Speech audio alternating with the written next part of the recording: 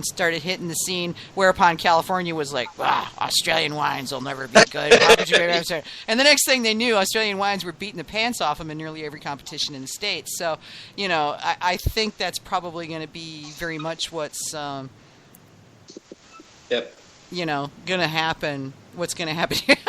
David's saying on the chat, he's going billions and billions in the Carl Sagan voice.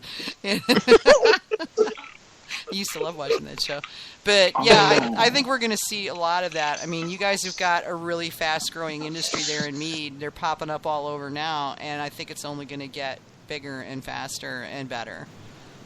If we can steer people away from, and we might be getting off topic now, if we can steer people away, in my opinion, from their first mead being a Joe's Ancient Orange, and no offence to Joe there, but if we can get people to really look at making quality meads straight off the bat rather than having to break the rules and then coming back and relearning all these techniques, if we can get people making quality modern meads straight off the bat and really understanding that process and really enjoying that process, I think soon enough, Australia will definitely be in suit with the States, and we'll start to see this market awareness of what modern Australian-made meads can really aspire to be. So I want to be a part of that, and I thank you guys very much for allowing us to be a part of your show today. I've been a big fan of Got Mead and a patron ever since I started into mead, and we'll support you guys, and I thank you very much for allowing us to be on today and for supporting us and what we're trying to do here in this country as well. Oh, thank you. I'm looking forward to coming over there and kind of seeing, and I'm kind of hoping that if there's anything that I can do to get it in front of more people, I'm happy to do that too. So yeah, I'll hold you to that, Vicky, man. You be careful. Please do, yeah. But I think you guys put your heads together and be thinking about how you can make use of me while I'm in country. We will. Seriously, I'm not at all kidding with that. I think that would be wonderful, and I'd love to be involved. In whatever way you guys think that I can help, I'd feel really good about that. So awesome. Well, it's great to feel the love there, Vicky and AJ and Hamish, and it's a pity we didn't get to speak to Manny. I still haven't spoken to Manny, and it's a pity Anne wasn't on there today. Anne has really raised the calibre of the Australian intellect on Got Mead, and it's been fantastic listening to Anne. Hey, what? Cut it out. Hey, brother. I was going to say how good it was to have you on, and now jump on the pick on Hamish bandwagon. There's a whole movement there. It's the same in this country, man. If you take the piss out of someone, it truly shows that there's a level of respect and endearment there, and I wouldn't have done it to anyone. I don't pick on people I don't like. That's no fun. They're just, because then you don't like them. Why would you want to, pick on them? And Joel, I know you wanted to get the opportunity to talk with Manny. If you ever want to come on as a guest commentator, we had fun having Ann on here, and you are welcome anytime. Just say cool. Yeah.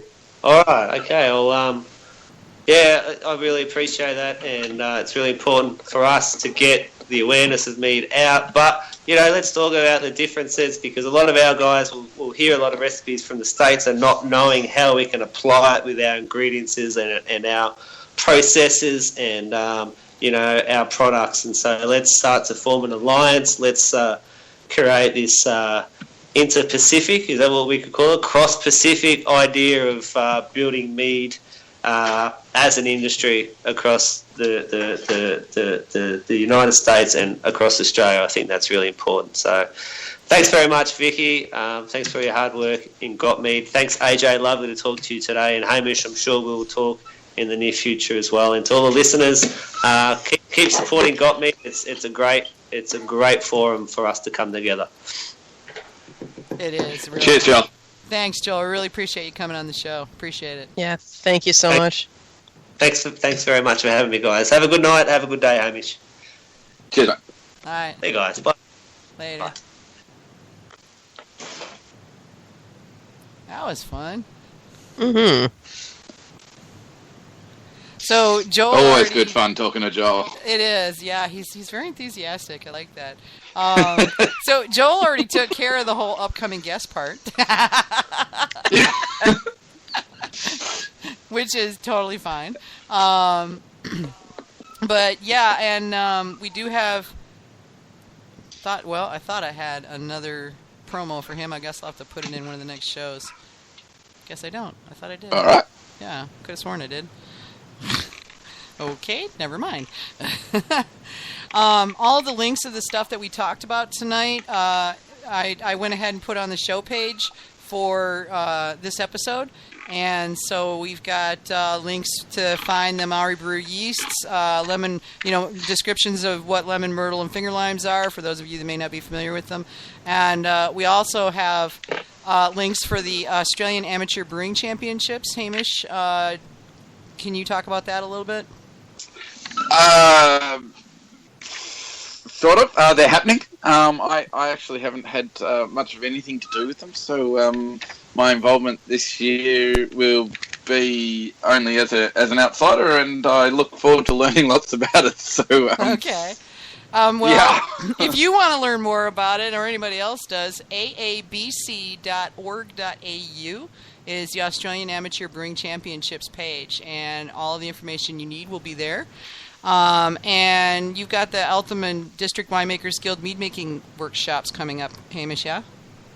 That's right. That's coming up in just under a month on the 20th of May. So get onto amateurwine.org and register there so that you can join in. Okay, and that link is also on the page for the episode page for this episode, so you can just click through right there. Yes, you can. Yeah. So that's all I've got for tonight. And as Joel so adroitly pointed out, we will be coming back to the States next week with Alex Gonzalez at Honeypot and then James Boycourt at Charm City Meadworks. And then we'll be taking a 2-week break after that and then coming back with some more stuff. And we've got some things that we're working on as we go forward. A good bit of the next round is going to be me on the road, so I'll be broadcasting in from wherever I happen to be while I'm on the tour. So that'll be fun. It should be very interesting. Yeah, I'm really, really praying that I'm not in a no-sell zone for any of these. And then we may have to juggle the schedule a little, but I'm not going to worry about it until it becomes a thing. I don't know where there is no sell. I don't know. So we'll find. And when out. you find it, you can't tell us. Yeah, well, yeah, to a certain extent. Fortunately, my husband's work phone is AT&T, so one or the other will probably work. But there are very few places where Verizon doesn't work, but there are a few, and I'll be going out west, and there are some stretches in the west where the cell service is kind of spotty. So we'll see. But in the meantime, though, we will send you off with go out there, make great mead, and tell people about it. Tell everybody about it, and don't forget to ask for mead at all of your local eateries and pubs and wherever else it is that you go to have fun, so that, if you're asking, they're going to ask what it is, then you can tell them, and then they can get it, and then more people know. Indeed. Yep, one person, one place, one step at a time. There's only 300 million people in this country and, 30 million in Australia? So, we can do this. Yeah. But 23 million in Australia, about 35 million in Canada, so literally about a tenth of the, about a tenth of the population base. Yeah. For a similar landmass. Yeah.